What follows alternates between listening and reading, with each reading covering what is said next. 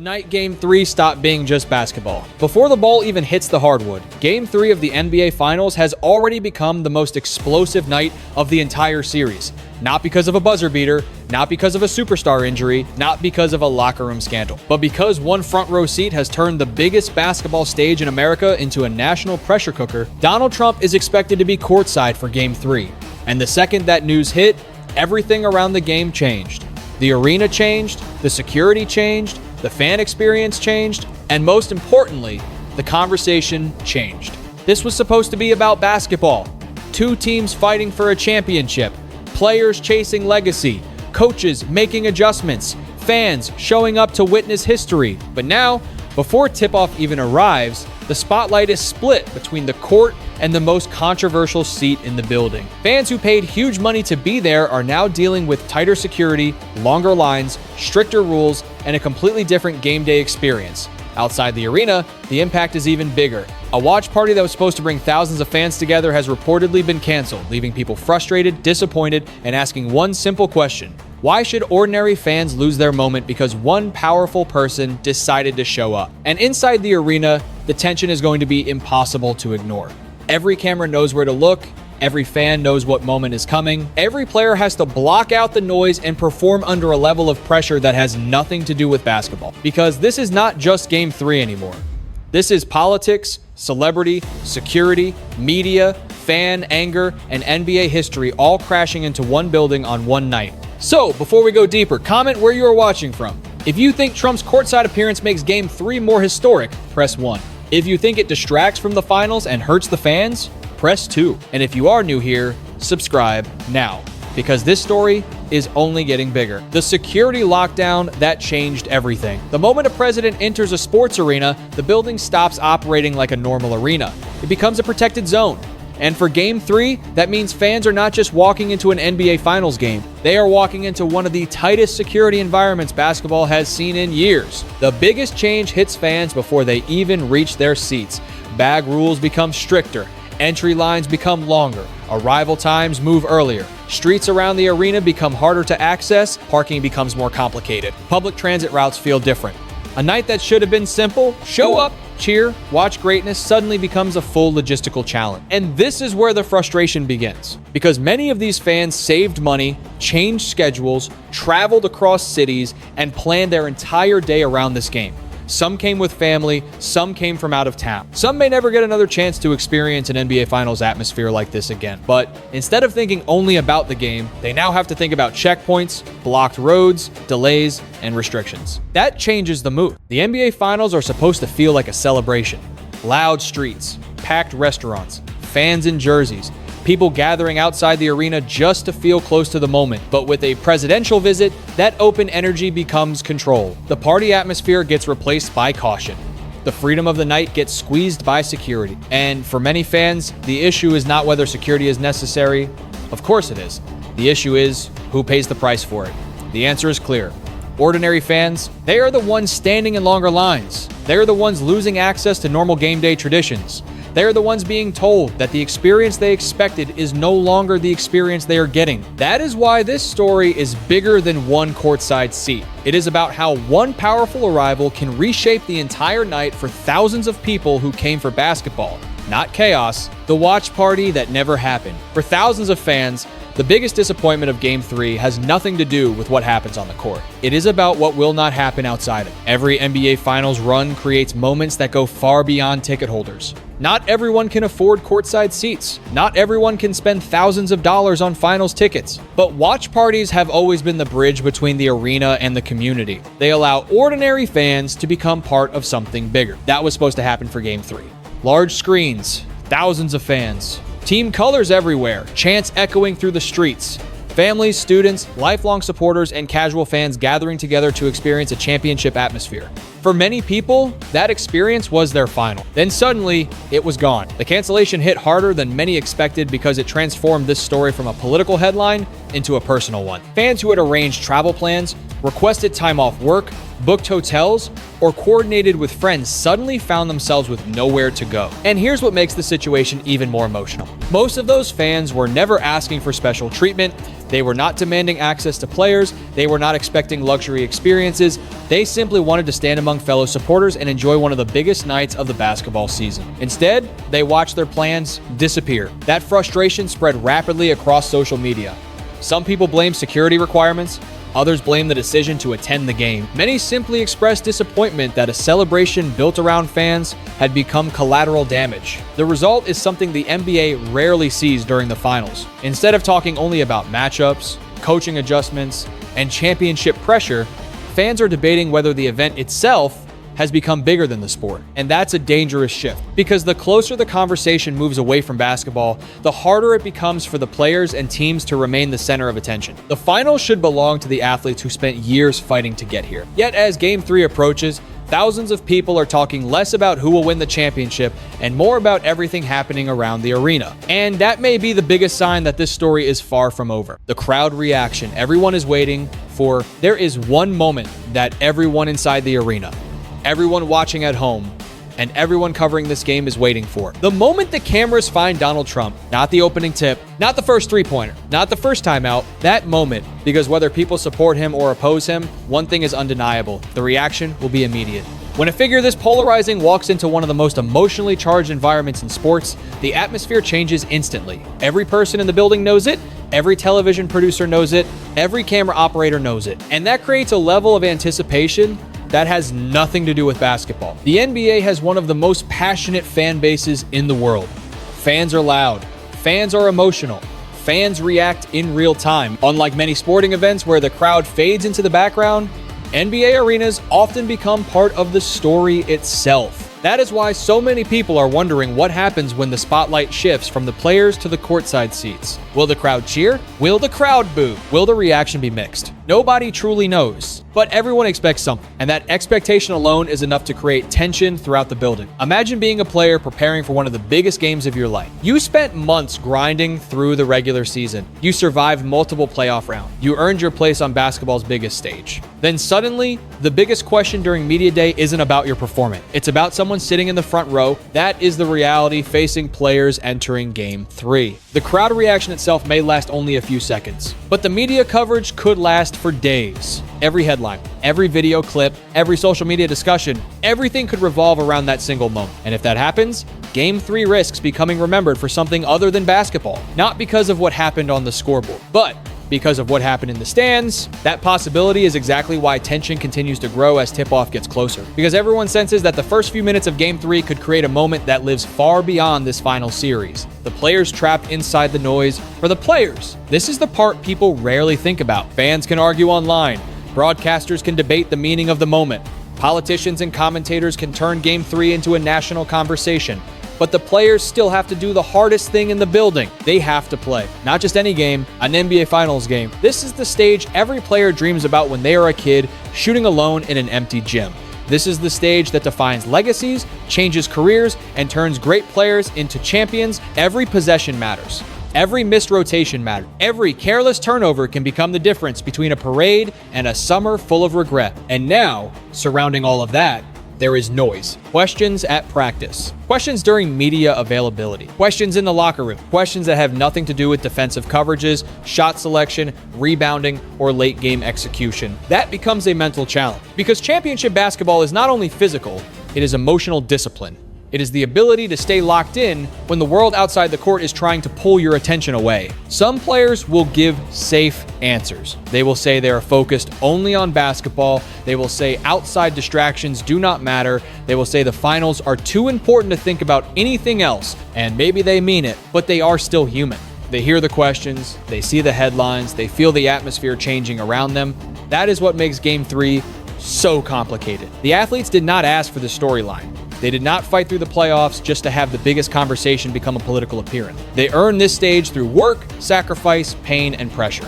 Yet now they must protect their focus inside a storm they did not create. And that may be the real test of Game 3. Not just who shoots better, not just who adjusts faster, but which team can stay mentally sharper when the entire building feels heavier than usual. Because in the finals, talent wins moments, but focus wins championships. The NBA's impossible position. The NBA now has a problem it cannot fully control. On the surface, the league can say this is just another high-profile guest attending a major championship game. Important people come to big sporting events all the time. Celebrities sit courtside. Business leaders sit courtside. Former athletes, musicians, actors, and politicians all become part of the finals atmosphere. But this is different because Donald Trump is not just another famous face in the crowd. His presence changes the conversation instantly. If the NBA ignores it, people will say the league is pretending nothing happened.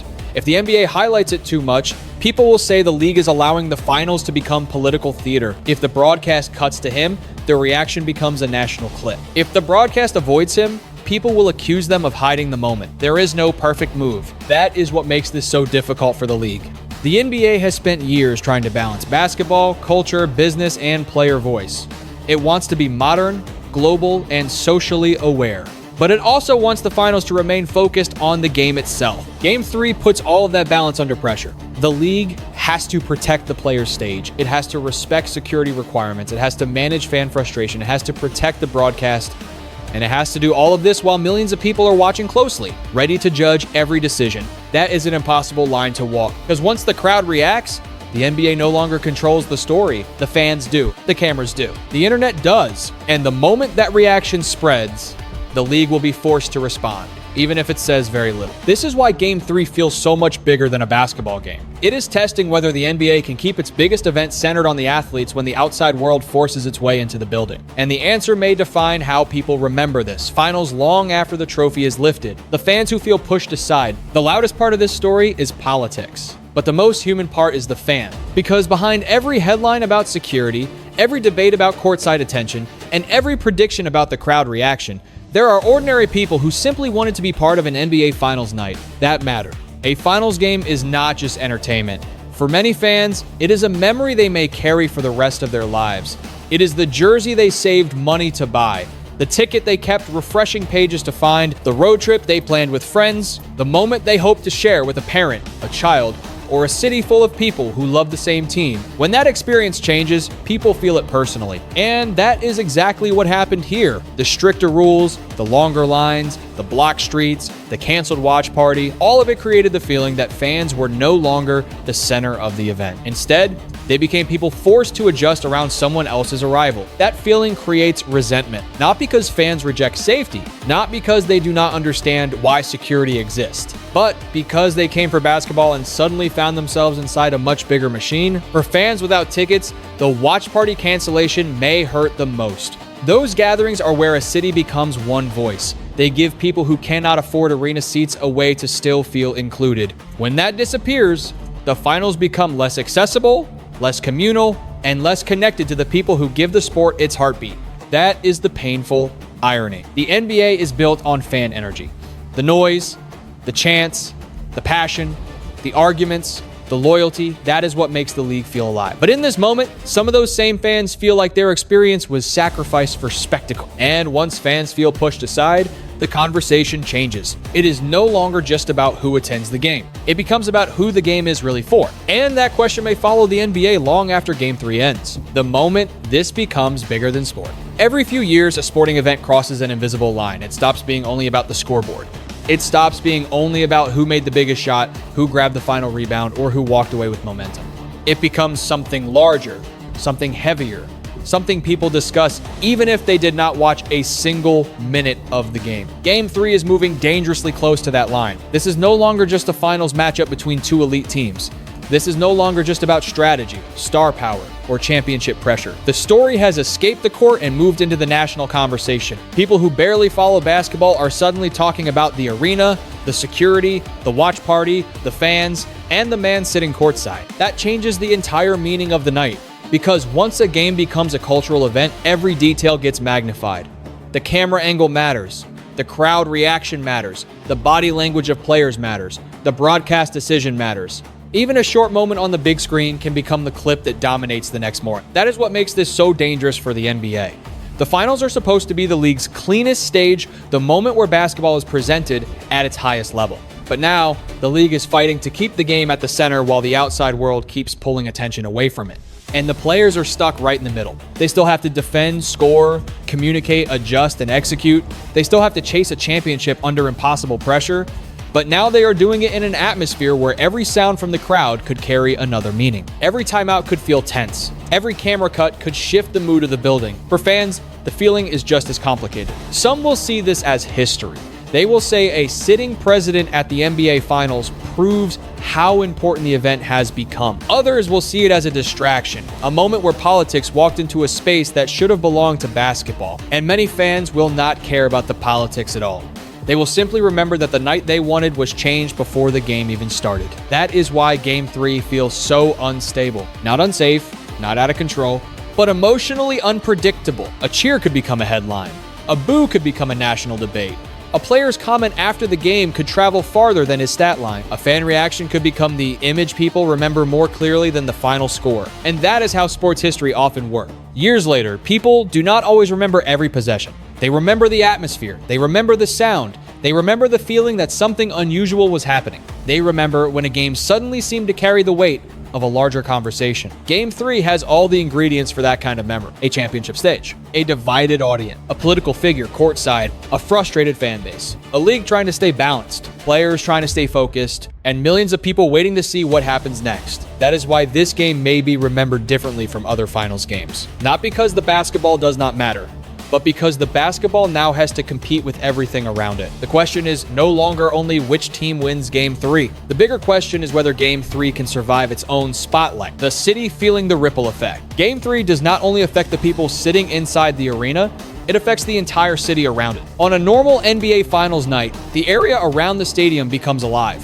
Restaurants fill up hours before tip-off. Bars turn every screen toward the game. Street vendors prepare for huge crowds. Hotels, parking lots, rideshare drivers, and local workers all feel the energy of a championship night moving through the city. But when a presidential-level security operation arrives, that rhythm changes fast. Streets that usually carry fans toward the arena become restricted. Walking routes become confusing. Parking plans fall apart. Some fans who wanted to arrive early, eat nearby, and enjoy the atmosphere may decide the process is too stressful. Others may spend more time waiting, rerouting, and dealing with security than actually enjoying the city. And that creates a hidden cost. Because a finals game is not just an event inside four walls. It is an economic wave. Local businesses count on that wave. A bar near the arena may expect one of its biggest nights of the year. A restaurant may bring in extra staff. Vendors may prepare merchandise. Drivers may plan their entire evening around the post-game rush. But if crowds are redirected, streets are blocked, or fans are discouraged from gathering, that money does not move the same way. That is why this story is bigger than one courtside seat. It reaches the fans who lost their watch party. It reaches the families trying to navigate a more difficult night. It reaches the workers who depend on game day crowd. It reaches the small businesses hoping the finals would bring them a major boost. And it also changes the feeling of the city. A championship night should feel open, loud, and shared. It should feel like everyone, even people without tickets, can be close to the moment. But Game 3 now feels more controlled, more divided, and more complicated than it was supposed to be. When the final buzzer sounds, the scoreboard will tell us who won the game. But it will not show the full ripple effect. It will not show the fans who changed their plans. It will not show the businesses that lost foot traffic. It will not show the workers whose night became harder. And it will not show how one political appearance turned a basketball celebration into a citywide security event. That is the part people cannot ignore. Because the NBA Finals belong to the players, but they also belong to the city that hosts them.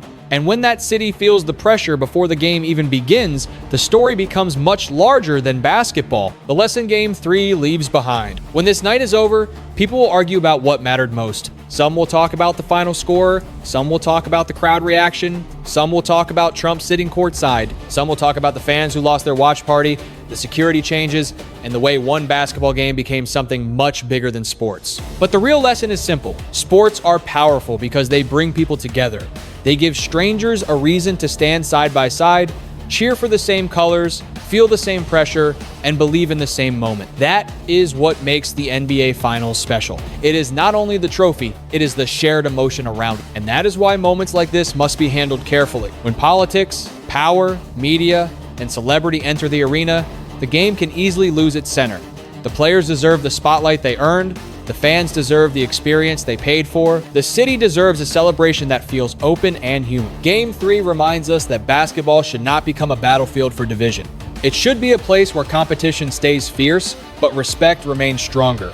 People can disagree, fans can have different opinions, but the game should still give everyone a reason to come together. That is the message worth taking from this night. Protect the sport, respect the fans, let the players shine, and remember that the best moments in basketball are not built by power, noise, or controversy. They are built by teamwork, discipline, passion, and unity. Now I want to hear from you. If you think Game 3 became bigger than basketball, press 1. If you think the focus should stay only on the players in the championship, press 2. If you believe sports can still bring people together even in divided times, press 3. Subscribe to the channel, like this video, share it with another NBA fan, and comment where you are watching from. More deep NBA breakdowns are coming next.